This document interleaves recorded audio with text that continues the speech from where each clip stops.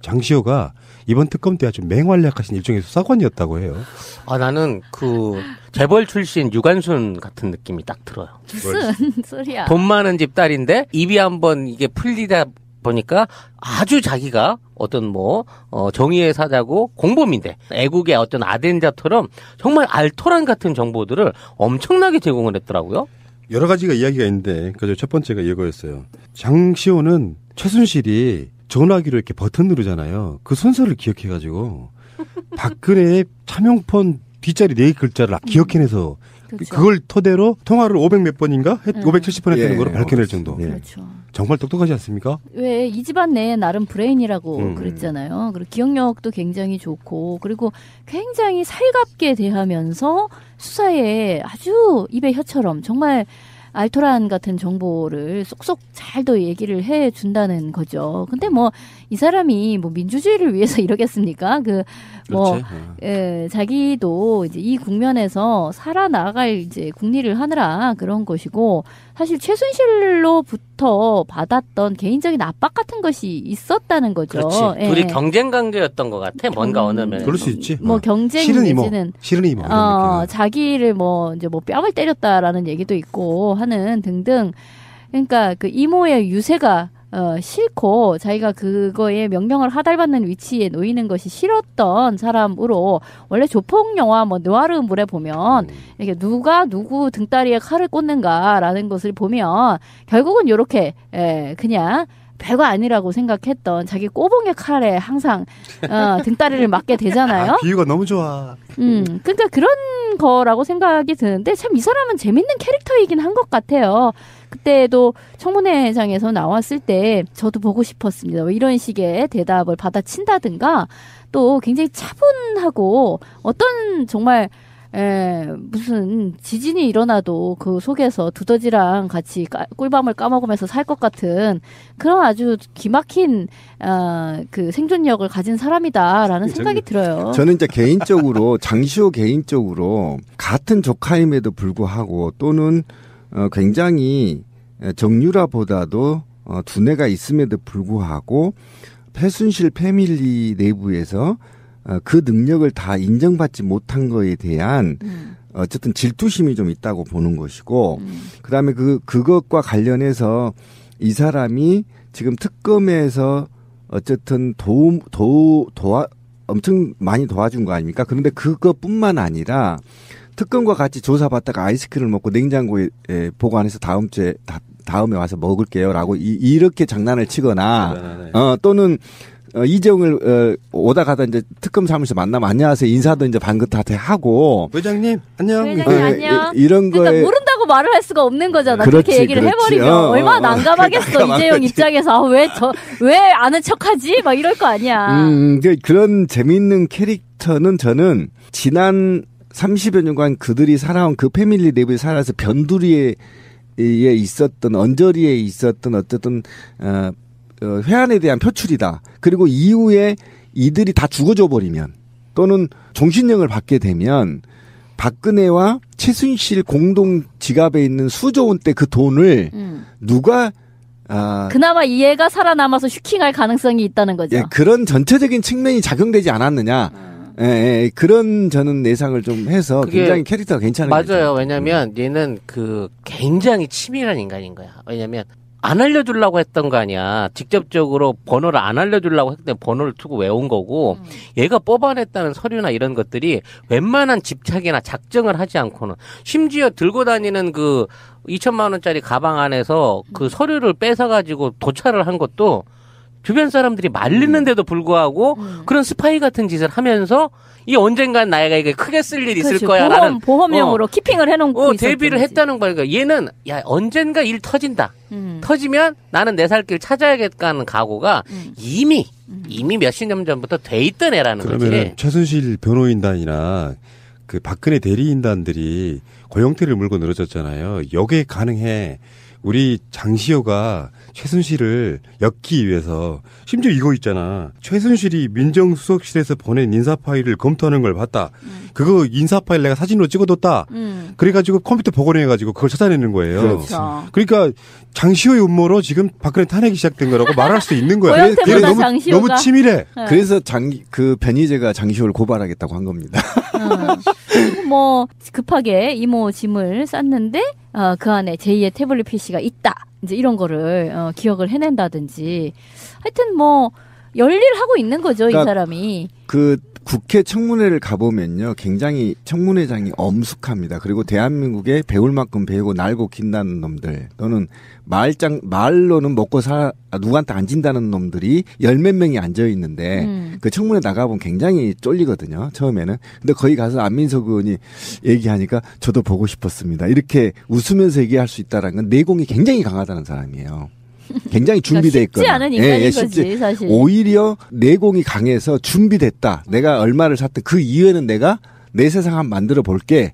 또는 내가 지금 너희들이 모르고 있는 그 재화를 내가 한번 독차지할 거야. 이런 의지 없이는 이런 말이 나올 수가 없어요. 그러니까 왠지 얘가 제왕의 반지를 숨겨서 갖고 있는 듯한 제왕의 반지를 쥐고 있다가 자 요거 다 지나가고 나면 나 지금 걸lum으로 보이지 하다가 순간적으로 그 반지 끼겠다라는 어떤 그런 욕심이 있는 게 아닌가. 그래서 어떻게든 저쪽에다 다 몰아 넣어가지고 제가 그냥 다 뒤집어 쓰고 종신이 됐든 뭐든지 그냥 훅 가세요 이모는. 그리고 저 삼성동 이모도 같이 가세요. 대신 나머지는 내가 잘 관리해드릴게. 응? 이런 거지. 근데 뒤에 그 의도는 일단 빼고 이야기해야 더 선수해 보이는데. 어떻게 걔를 순수하다고 볼 수가 있어. 아니 근데 모양새는 그런 느낌이잖아. 그렇죠. 한편이었던 자기 부하가 보스를 칼로 찌르면서 가십시오. 제가 제대로 보내드리겠습니다. 딱 그 느낌이라서 사실은 그 속에 들어있는 비수는 어떤 의도 때문인지는 모르지만 굉장히 무서운 건데 결론적으로 말하면 장시 없었으면 수사 못할 뻔했다. 그렇죠. 그러니까 옷선을 담글 때 목적이 뭐 있어. 내가 1인자 되는 거지. 이렇게 적극적인 피의자는요. 법정에서 고려가 됩니다. 그래서 굉장히 형량이 짧아요. 근데 뭐 원래 폴리 바기에닝이라고 하잖아요. 그 제도는 우리나라에는 없는데 그래도 어쨌든 참작은 되지. 예, 이 수사에 적극적으로 이렇게 협조를 한 사람은 좀 약간 매우 죄를 반성하고 있다. 검찰이 공소장에서부터 봐주는 듯한 뉘앙스로 이야기를 그렇죠. 하죠. 그럼요. 예, 좀 네. 까줄 수 있는 거지 사실. 어쨌든 그런데 이 사람은 처음에는 이 사람이 수감 생활을 너무 잘한다는 거야. 체질이네. 교도관에게도 언니 그러면서 살갑게 대하고 특검 수사 받으면서도 그러니까 뭐 우울해하지를 않는다. 그래서 참 정말 대단한 정신 세계를 가졌구나라고 생각을 했는데 그게 아니라 이 사람은 이것을 인생 최대의 기회라고 생각을 하는 것 같아요. 제가 봐도 기회죠. 그렇잖아요. 다 연루된 지금 13명인데 이후에 나만 살아남을 겸. 네, 이후에 특검법이나 기타 법이 또 박근혜가 구속이 될 경우에는 사실상 그 패밀리에서 맹주로 자리 잡을 수 있고 또 구속된 자들이 그래 너라도 내가 잡고 우리 정유라를 좀 보필해야 되겠다. 그러면 이제 어느 정도 쇼부가 들어오겠죠. 그렇게 되면 정유라 좀 봐달라.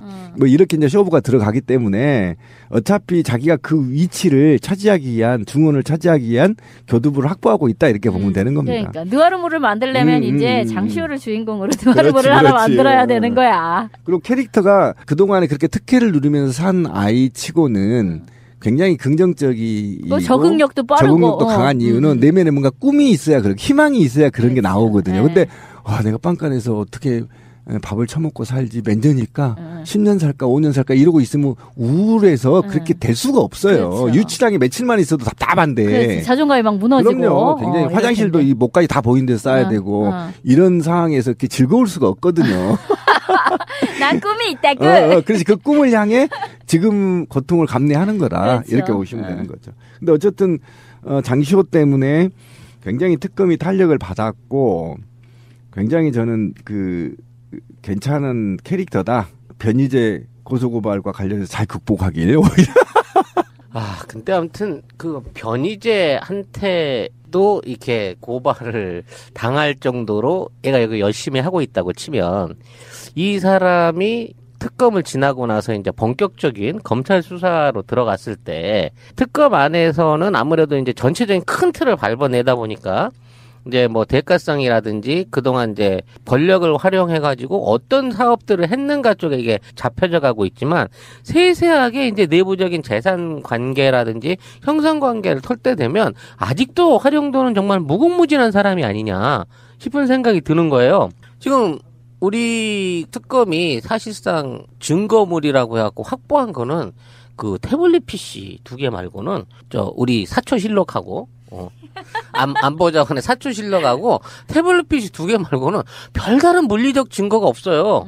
제일 맛깔스러운 증거는 청와대 서버는 지금 건드려보지도 못하고 있잖아. 그러니까 그런 입장에서 앞으로 어떤 수사를 펼쳐나가는 데 있어서도 결국은 장시호를 비롯한 이런 그 주변에 용기 있는 변절자들의 증언이 필요하다는 거지. 그리고 장시호처럼 최순실 주변에서 어떠한 형태로든 이거 나중에 내가 뒷감당 못하지 않을까 싶어가지고 녹음을 떠났다든지, 몰래 뭐 몰카를 찍어놨다든지 이런 유의 그 증거들이 정말 정권만 잘 바뀌고 수사 유지만 있으면 얼마든지 도출될 수 있지 않을까 싶은 상황, 그런 느낌에서 뭐 앞으로의 탄핵 국면하고 정치적인 우리가 생각하는 그 순차적인 정권 교체만 이루어진다고 하면 정말 뭐 40년 됐다는 최태민과 박씨 가문에 있는 그 밀월 관계를 탈탈 털어내는 그날을 한번 보게 되지 않을까 하는 기대를 갖게 되는 거죠. 이런 현상에서 어쨌든 최순실이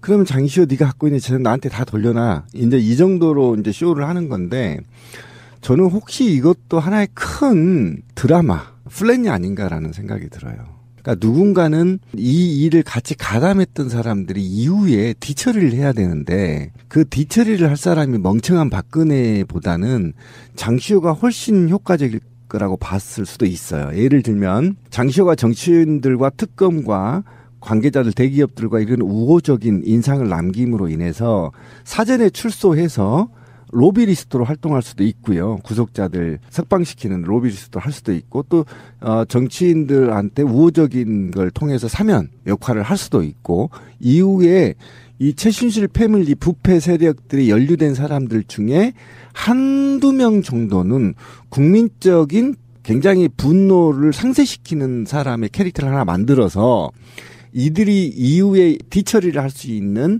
여지를 남겨놓는 것 또는 그런 사람으로 최순실과 박근혜 패밀리에서 사명을 맡을 수도 있었어요. 사실 있을 수 있어요. 그런 측면에서 왜 그러냐면 이 패밀리가 1, 2년 되는 패밀리가 아니고요. 굉장히 오래된 패밀리이기 때문에 그들이 패밀리를 구성할 수 있는 철학과 돈과 이념이 있단 말이에요. 그들만의. 그리고 돈이 뭐 1, 20조가 아니잖아요. 이런 엄청난 뒤처리를 그러면 누구한테 할 거냐? 박지만한테 할 거냐? 그럼 제3의 인물한 뭐 할 수가 없는 거잖아요. 완전하게 범죄를 같이 저지른 사람 중에 한 명을 이미지를 순화시켜서 남겨놓은 상태에서 뒤처리를 하게끔 할 수 있는 역할 분담일 수도 있다. 저는 그렇게도 분석이 가능하겠다는 거예요. 마지막까지 탈탈탈 털어가지고 동전 한 입까지도 다 되찾아야죠.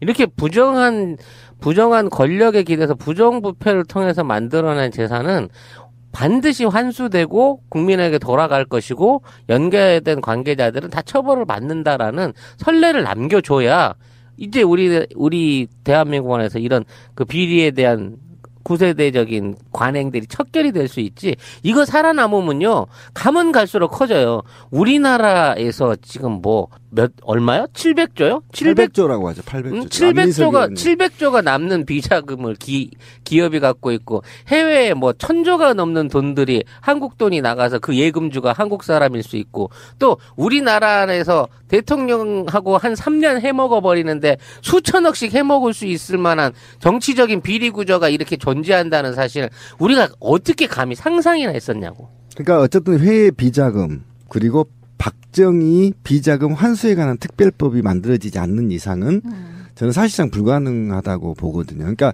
정권이 바뀌면 국민들이 집회를 나오는 게 아니라 오히려 이제 이런 비자금 환수에 관한 특별법을 제정하라. 또는 박정희의 비자금 규모가 얼마 정도 되고 이것이 비정상적으로 만들어져 있는 거에 대한 국고 환수 문제에 대한 특별법 이런 전반적인 문제를 사실은 위에서 또 싸워야 되는. 그렇죠. 예.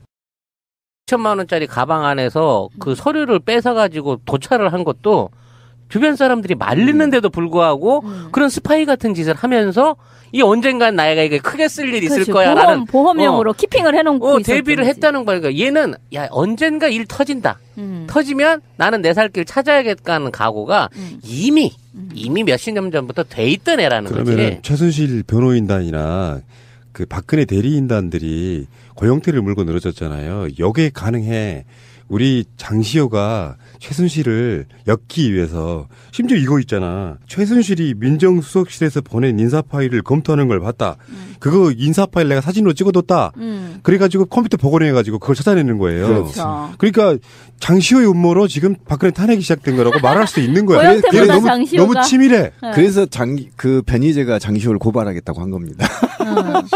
뭐 급하게 이모 짐을 쌌는데 그 안에 제2의 태블릿 PC가 있다. 이제 이런 거를 기억을 해낸다든지 하여튼 뭐 열일하고 있는 거죠. 그러니까 이 사람이. 그 국회 청문회를 가보면요. 굉장히 청문회장이 엄숙합니다. 그리고 대한민국에 배울 만큼 배우고 날고 긴다는 놈들 또는 말로는 먹고 누구한테 안 진다는 놈들이 열 몇 명이 앉아 있는데 그 청문회 나가보면 굉장히 쫄리거든요.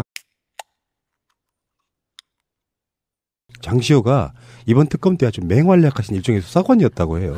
아 나는 그 재벌 출신 유관순 같은 느낌이 딱 들어요. 무슨 소리야. 돈 많은 집 딸인데 입이 한번 이게 풀리다 보니까 아주 자기가 어떤 정의의 사자고 공범인데 애국의 어떤 아덴자처럼 정말 알토란 같은 정보들을 엄청나게 제공을 했더라고요. 여러 가지가 이야기가 있는데 그저 첫 번째가 이거였어요. 장시호는 최순실이 전화기로 이렇게 버튼 누르잖아요. 그 순서를 기억해가지고 박근혜의 차명폰 뒷자리 4글자를 기억해내서 그렇죠. 그걸 토대로 통화를 500 몇 번인가? 570번 했다는 거로 밝혀낼 정도. 그렇죠. 정말 똑똑하지 않습니까? 왜 이 집안 내에 나름 브레인이라고 그랬잖아요. 그리고 기억력도 굉장히 좋고 그리고 굉장히 살갑게 대하면서 수사에 아주 입에 혀처럼 정말 알토란 같은 정보를 쏙쏙 잘도 얘기를 해준다는 거죠. 근데 이 사람이 민주주의를 위해서 이러겠습니까? 자기도 이제 이 국면에서 살아나갈 이제 국리를 하느라 그런 것이고 사실 최순실로부터 받았던 개인적인 압박 같은 것이 있었다는 거죠. 그렇지. 둘이 경쟁 관계였던 것 같아. 뭔가 어느 면에서. 그럴 수 있지. 경쟁 내지는 싫은 이모. 엄청 많이 도와준 거 아닙니까? 그런데 그것뿐만 아니라 특검과 같이 조사받다가 아이스크림을 먹고 냉장고에 보관해서 다음에 와서 먹을게요라고 이렇게 장난을 치거나 또는 이재용을 오다 가다 이제 특검 사무실 만나면 안녕하세요 인사도 이제 반긋하게 하고 회장님 안녕. 안녕. 이런 거에 그러니까 모른다고 말을 할 수가 없는 거잖아. 그렇지, 그렇게 얘기를 해버리면 얼마나 난감하겠어. 이재용 입장에서 왜 아는 척하지? 막 이럴 거 아니야. 그런 재미있는 캐릭터는 저는 지난 30여 년간 그들이 살아온 그 패밀리 내부에 살아서 변두리에 있었던 언저리에 있었던 어쨌든 회한에 대한 표출이다. 그리고 이후에 이들이 다 죽어져 버리면 또는 종신형을 받게 되면 박근혜와 최순실 공동 지갑에 있는 수조 원대 그 돈을 누가 그나마 얘가 살아남아서 슈킹할 가능성이 있다는 거죠. 예, 그런 전체적인 측면이 작용되지 않았느냐. 그런 저는 예상을 좀 해서 굉장히 캐릭터가 괜찮은 맞아요. 거죠. 왜냐면 얘는 굉장히 치밀한 인간인 거야. 왜냐면 안 알려주려고 했던 거 아니야. 직접적으로 번호를 안 알려주려고 했기 때문에 번호를 투고 외운 거고 얘가 뽑아냈다는 서류나 이런 것들이 웬만한 집착이나 작정을 하지 않고는 심지어 들고 다니는 처음에는. 근데 거기 가서 안민석 의원이 얘기하니까 저도 보고 싶었습니다. 이렇게 웃으면서 얘기할 수 있다는 건 내공이 굉장히 강하다는 사람이에요. 굉장히 준비돼 있거든. 쉽지 않은 인간인 거지 사실. 오히려 내공이 강해서 준비됐다. 내가 얼마를 샀든 그 이후에는 내가 내 세상 한번 만들어 볼게. 또는 내가 지금 너희들이 모르고 있는 그 재화를 내가 한번 독차지할 거야. 이런 의지 없이는 이런 말이 나올 수가 없어요. 그러니까 왠지 얘가 제왕의 반지를 숨겨서 갖고 있는 듯한 제왕의 반지를 쥐고 있다가 자 요거 다 지나가고 나면 나 지금 걸룸으로 보이지 하다가 순간적으로 그 반지 끼겠다라는 어떤 그런 욕심이 있는 게 아닌가. 그래서 어떻게든 저쪽에다 다 몰아 넣어가지고 제가 그냥 다 뒤집어 쓰고 종신이 됐든 뭐든지 그냥 훅 가세요 이모는. 그리고 저 삼성동 이모도 같이 가세요. 대신 나머지는 내가 잘 관리해드릴게. 응? 이런 거지. 근데 뒤에 그 의도는 일단 빼고 이야기해야 선수해 보이는데. 어떻게 걔를 순수하다고 볼 수가 있어. 아니 근데 모양새는 그런 느낌이잖아. 그렇죠. 한편이었던 자기 부하가 보스를 칼로 찌르면서 가십시오.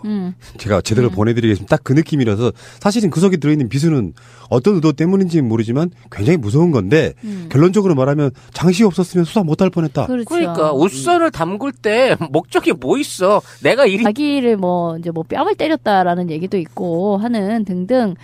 그러니까 그 이모의 유세가 싫고 자기가 그거에 명령을 하달받는 위치에 놓이는 것이 싫었던 사람으로 원래 조폭 영화 느와르물에 보면 이렇게 누가 누구 등다리에 칼을 꽂는가라는 것을 보면 결국은 이렇게 그냥 별거 아니라고 생각했던 자기 꼬봉의 칼에 항상 등다리를 맞게 되잖아요. 비유가 너무 좋아. 그러니까 그런 거라고 생각이 드는데 참 이 사람은 재밌는 캐릭터이긴 한 것 같아요.